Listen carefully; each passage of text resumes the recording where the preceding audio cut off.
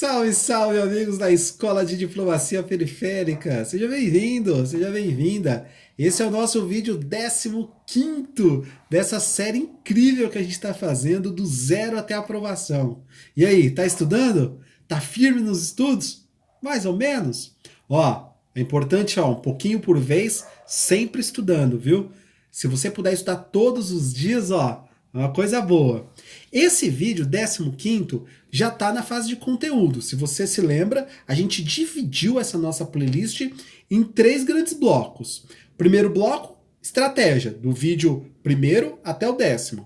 Segundo bloco, um bloco maior, conteúdo, do 11º até o 90º. Esse aqui é o 15º. E um terceiro bloco menor, assim que abrir o edital, nós vamos falar sobre forma. Hoje eu escolhi o tema acordos preferenciais comerciais por uma razão muito simples. O senhor ministro da Economia foi incumbido pelo governo Bolsonaro, presidente da República, a orientar a política econômica do país. No discurso de posse do nosso chanceler, o ministro Ernesto Araújo, ele enfatizou por mais de uma vez e depois enfatizou também na reunião informal que ele fez em Davos, da OMC, onde ele participou. O ministro Ernesto Araújo enfatizou a promoção comercial como a grande diretriz da nossa política externa. Ele falou desses princípios liberais, do liberalismo econômico, conjugado a valores, lembra? Muito bem. Os acordos preferenciais comerciais, eles estão em expansão e vem nessa toada de estabelecer uma nova regulamentação para o comércio multilateral. E aí eu não poderia escolher outro tema, né? Claro, vou até já de largada te dar uma tese para você colocar na terceira fase. César, mas o próprio governo Bolsonaro ainda não tem muito claro qual é a tese que será defendida. Calma, estou falando de política externa. Eu já comentei com vocês que política externa a gente vê, ó, no médio e longo prazo. Então, os interesses do Brasil, eles ultrapassam os interesses do governo. Então, toma nota aí na tese que é do interesse do Brasil em relação a acordos preferenciais comerciais. Primeiro que a participação do Brasil, ela se dá em bloco, tá? Ela se dá junto com o Mercosul, por força lá da decisão 32 de 2000, tá vendo? De 2000, há uma decisão do Conselho do Mercado Comum, acho que era importante você tomar essa nota, viu? Decisão 32 de 2000 do Conselho de Mercado Comum, que estabelece que as negociações extra-regionais do Mercosul se darão em bloco. Então o Brasil, se for participar de negociação, por exemplo, com a União Europeia, tem que negociar em nome do Mercosul. Então é uma negociação Mercosul-União Europeia. Tudo bem? Negociações extra-regionais. Tomou nota dessa decisão 32 de 2000? Importante, viu? Agora, César, essa tese, o que ela vai defender? Primeiro, ela vai dizer que para o Brasil é importante fomentar acordos preferenciais comerciais, porque eleva o nível de comércio internacional. Quanto mais comércio internacional, mais receita para o Brasil. Segundo, é importante esses acordos de preferência comercial para que o Brasil não apenas tenha acesso a esses mercados, mas também para que o Brasil acesse matérias-primas ou insumos para a sua economia nacional a um custo reduzido. Então esses acordos eles vêm para reduzir custos, sobretudo tarifários. Então, para o Brasil é uma coisa boa participar desse comércio. E tem uma terceira razão também. As discussões desses acordos preferenciais de comércio impactam no padrão de comércio internacional. Aí eu não estou falando só das barreiras tarifárias, mas sobretudo das barreiras não tarifárias. As barreiras técnicas, barreiras sanitárias, barreiras fitossanitárias. Essas negociações, elas estabelecem algum padrão. E esse padrão, certamente, quando a gente for discutir sistema multilateral de comércio, bem, pega aí, por exemplo, o tratado entre Estados Unidos, me fugiu agora o nome, o tratado entre Estados Unidos e União Europeia, o TTIP, em inglês é Transatlantic Trade and Investment Partnership. Um tratado entre União Europeia e Estados Unidos. Bem, os caras têm metade do PIB mundial. Metade do PIB mundial discutindo sobre o comércio internacional. Quando chegar um acordo, fim das negociações, vão estabelecer algum padrão para uma discussão multilateral. Então, para o Brasil, é importante que esses acordos preferenciais comerciais existam. Agora, qualquer acordo comercial? Bem, depende do nível de aprofundamento de cada um deles. E depende também de como o Brasil tem incidência. Mas, de um modo geral, são bem-vindos. Bem, vamos lá. Dita a tese, né, que a gente precisava de fazer um acolhimento e umas boas-vindas a esses acordos preferenciais comerciais, a gente precisa estabelecer alguns parâmetros que são de interesses do Brasil. Vamos começar do ponto de vista regional. Mercosul. O Brasil tem diversos acordos, claro, na própria União Aduaneira do Mercosul, né? Uma União Aduaneira, é verdade, incompleta, mas uma União Aduaneira. Nós também temos acordos regionais no âmbito da ALAD. Você lembra? Acordos de complementação econômica, âmbito da ALAD. Nós temos também acordos preferenciais comerciais no âmbito regional, extra-regionalmente. Mercosul, Israel, Mercosul, Palestina, Mercosul, Egito, Mercosul, enfim, tem vários, extra-regionalmente.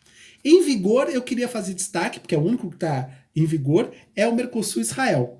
Agora, também não é um volume comercial gigantesco, mas é uma oportunidade que esse governo deve dar um olhar especial por conta de uma parceria estratégica do governo Bolsonaro. Mas esse acordo já existe, pelo menos para o Brasil, desde 2010. Brasil, porque é o seguinte, no caso de Brasil e Israel, existe realmente um acordo Mercosul-Israel em vigor para o bloco desde 2011. Esse acordo regional previu que se algum dos países sócios depositasse um instrumento de ratificação antes dos demais países, era possível de acontecer, prever um acordo bilateral 30 dias depois do depósito. Então foi isso que aconteceu com o Brasil. Então, para o Brasil, o acordo com Israel está em vigor desde 2010.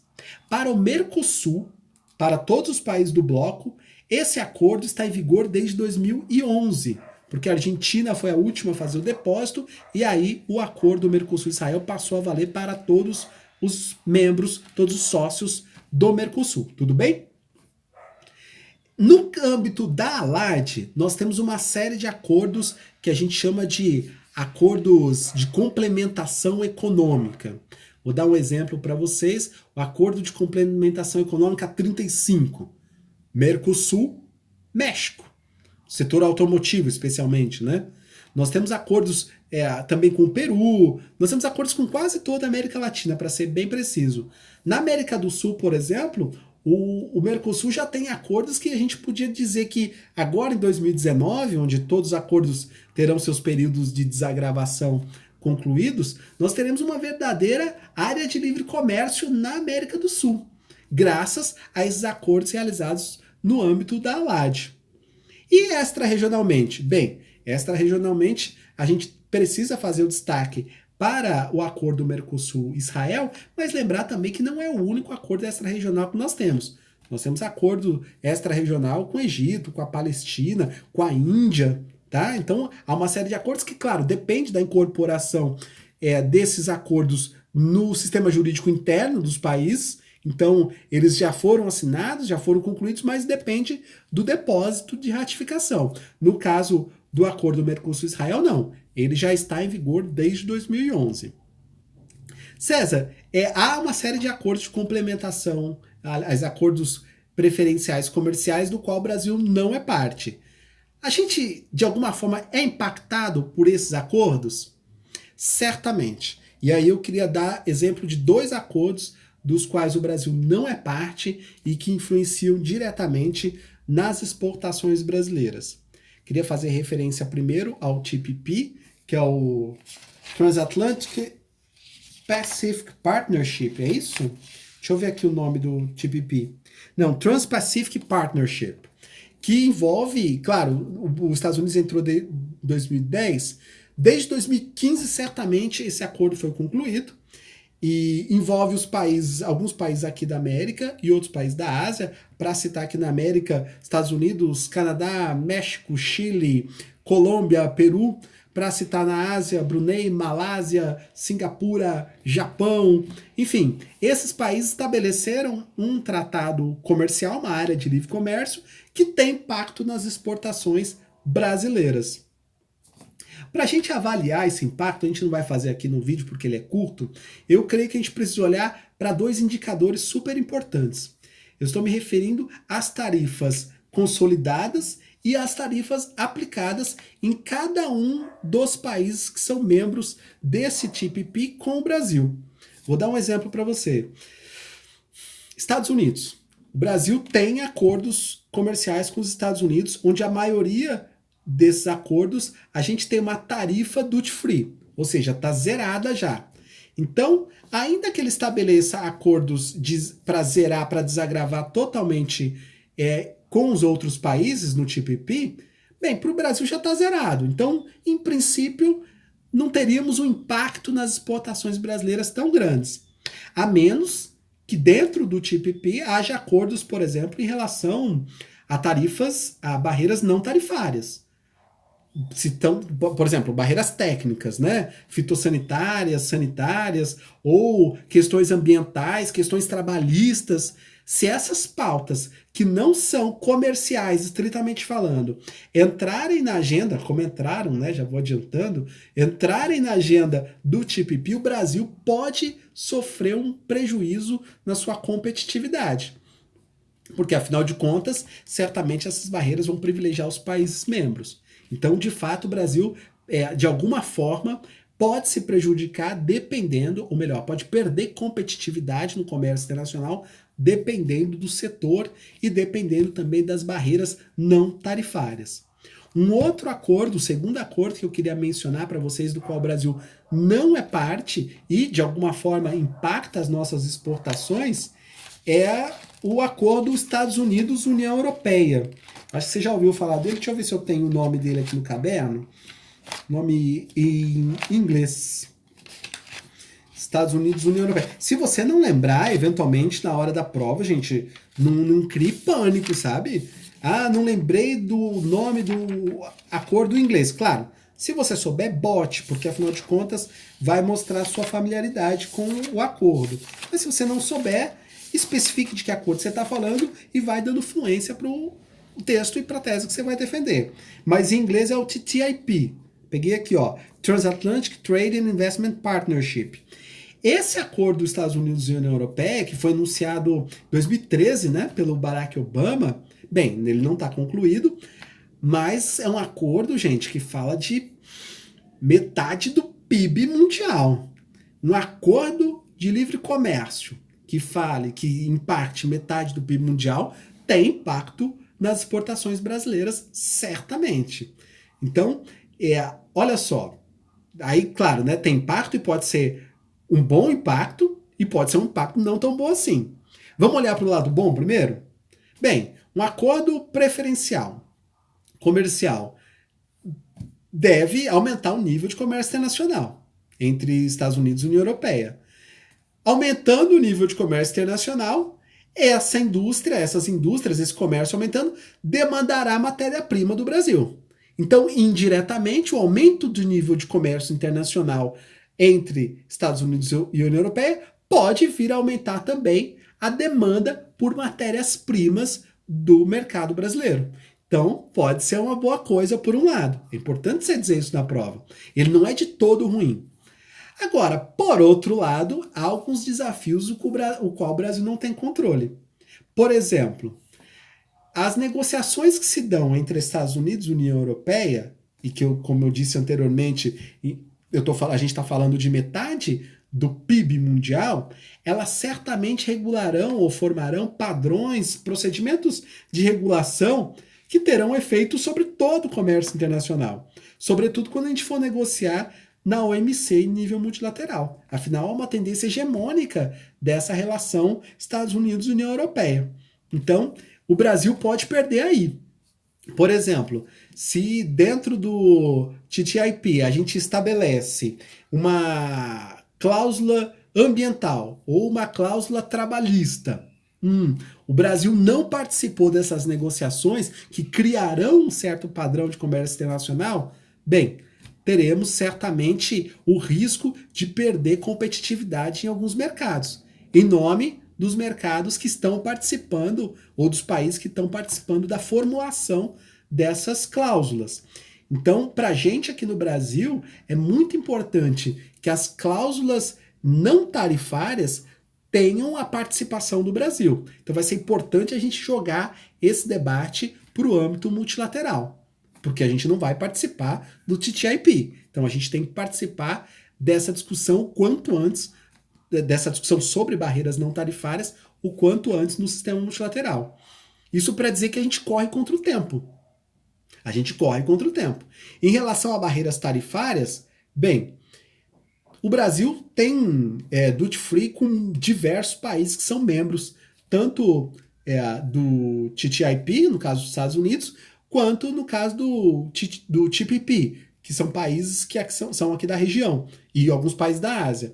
Onde a gente tem tarifa zero, talvez o impacto não seja tão grande, a não ser, claro, que toque em barreiras não tarifárias. Aí o bicho pega e o Brasil pode perder em competitividade. Mas em barreiras tarifárias, o Brasil, por exemplo, na América do Sul, já tem acordo de livre comércio com todos os países.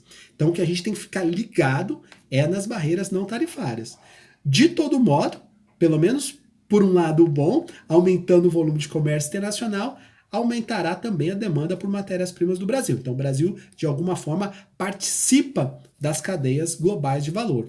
Aliás, as cadeias globais de valor é certamente um dos elementos que fez com que aumentasse esses acordos preferenciais comerciais. Eu acho que a crise também, né, de 2008 também levou ao aumento desses acordos. E claro, a rodada Doha, né? Se a rodada Doha tivesse avançado, não precisaria tantos acordos regionais, mas ela não foi concluída e aí os países tiveram que se virar. Aliás, eu acho que está aí 3 pontos importantes para você levar para sua prova sobre as razões da expansão desses acordos preferenciais comerciais. 1. As cadeias globais de valor. 2. A crise de 2008, crise econômico-financeira de 2008. E 3. A inconclusão da rodada Doha. Acho que é um pacote interessante para você colocar na sua prova. Tá bom? Bem, quando você for analisar os impactos desses acordos preferenciais comerciais nas exportações brasileiras, a recomendação que eu faria para você é que você olhasse para 2 indicadores. Dá para olhar para mais indicadores, tá, gente? Mas eu acho que tem 2 aí que são muito claros. 3, vai. 3 eu acho que são bacana. Primeiro, tarifas consolidadas. Segundo, tarifas aplicadas. E terceiro, barreiras não tarifárias. Bem, você lembra essa distinção de tarifas consolidadas e aplicadas? Isso é importante. As tarifas consolidadas são aquelas tarifas alfandegárias assumidas no âmbito da OMC, compromissos dos setores que os países fizeram que não vão passar determinadas tarifas. Essas são as tarifas consolidadas. Agora, as tarifas aplicadas são aquelas que são de fato aplicadas na ponta. Geralmente são igual ou são menores do que as consolidadas. Então, quando você olha para um acordo de cooperação preferencial, um acordo preferencial comercial, a gente vai precisar olhar setor a setor onde o Brasil é competitivo e ver se esses países já têm tarifa zero, que seria o ideal, porque aí a gente não precisaria se preocupar com esses acordos onde o Brasil é competitivo, pelo menos em relação às tarifas, e ficar de olho nas tarifas, nas barreiras não tarifárias. E aí a gente precisa criar alguma incidência lá do âmbito multilateral no OMC. No caso das tarifas aplicadas, eu acho que também vale a pena a gente olhar. Porque essas tarifas aplicadas, embora os países podem até aumentar a margem, dependendo do valor da tarifa, se dentro do acordo de cooperação for zero a tarifa e o Brasil ainda tiver com uma tarifa aplicada um pouquinho mais alta, o Brasil perde competitividade em setores competitivos. Então, olhem sempre para esses 3 indicadores. Tarifas consolidadas no âmbito do OMC, naturalmente, porque aí vale para todos os países. Tarifas aplicadas efetivamente, primeiro que o Brasil do Brasil em relação aos países que são membros desses eventuais acordos de cooperação, e segundo, essas áreas de livre comércio em relação ao Brasil. O Brasil, dependendo do setor, tem uma força, uma competitividade, em outros setores não. Vou dar um exemplo aqui só para vocês terem uma ideia de como essas tarifas são delicadas. O Brasil é líder de exportação de proteína animal, né? Carne. E no Japão, o Brasil tem uma dificuldade enorme de entrar. Por quê? Porque já tem outros países competitivos lá. Estados Unidos, Nova Zelândia, Austrália, os caras dominam o comércio no Japão.